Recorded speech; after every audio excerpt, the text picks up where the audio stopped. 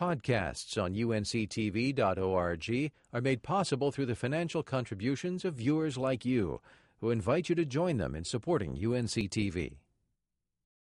It may seem unusual to blend an orchestra with beach music, but the North Carolina Symphony does it without missing a beat. Former NBC News correspondent John Dancy continues his behind-the-scenes look at the North Carolina Symphony and how the orchestra harmonizes with the rhythms of beach music.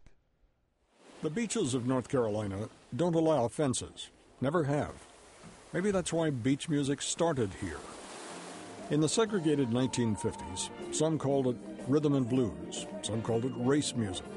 White radio stations almost never played it, but clubs and dance pavilions at the beach did. You see, there were no fences on the beaches. Club owner Red Hughes of Raleigh booked black bands and watched their music grow and become a phenomenon for teenagers. I was listening to it on the radio, and you had such a love for it, and it was so good to you, you want to go somewhere and dance to it. So it was just it was freedom and opportunity that made it happen. That would be two good words you could use for that. Sure could.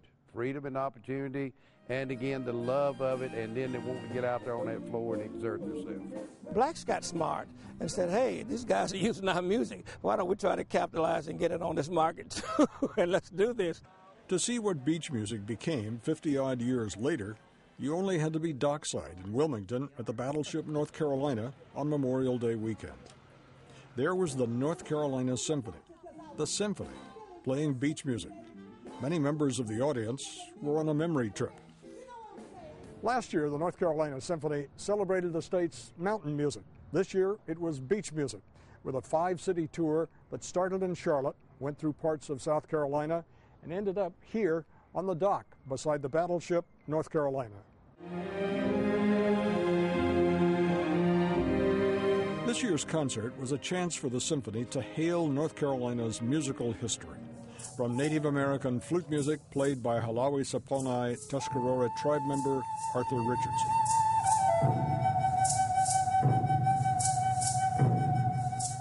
There were sea chants and clogging.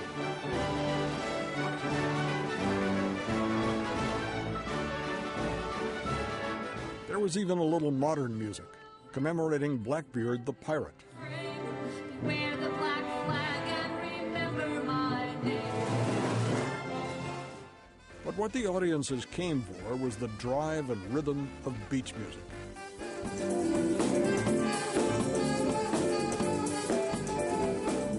The roots of beach music were in African American culture, and most of the original groups were black. But there was no holding back a sound and a beat so infectious. And soon there were white groups playing beach music too.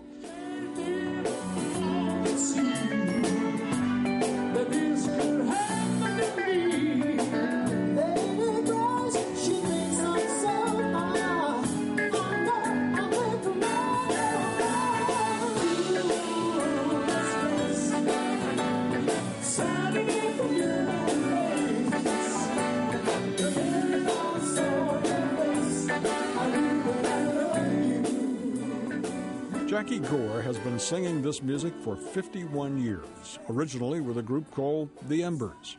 Now he's with several members of the original band in a group called The Legends of Beach, still singing. You might think this is Oil and Water, a symphony orchestra backing up a rock and roll group. Not necessarily. Music director Grant Llewellyn remembers, like any teenager, I was listening to Radio 1 on the BBC and the sort of the popular music of the day. And certainly, you know, in the 70s, I do vividly remember hearing the first time Miss Grace. So, yeah, direct connection. It was Memorial Day weekend, and the audience was full of veterans. Maybe they were expecting the show to close with Stars and Stripes Forever.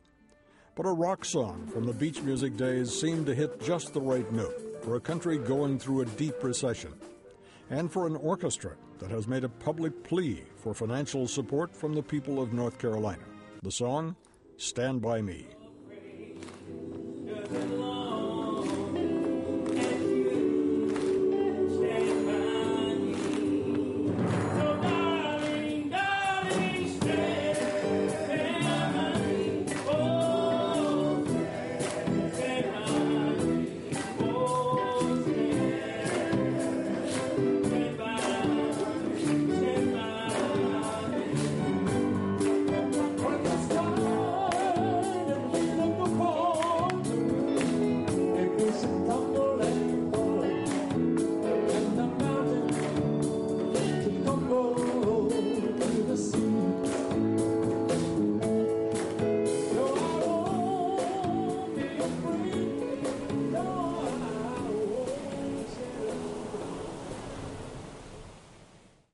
more information on the North Carolina Symphony and upcoming performances, you can go to their website at www.ncsymphony.org.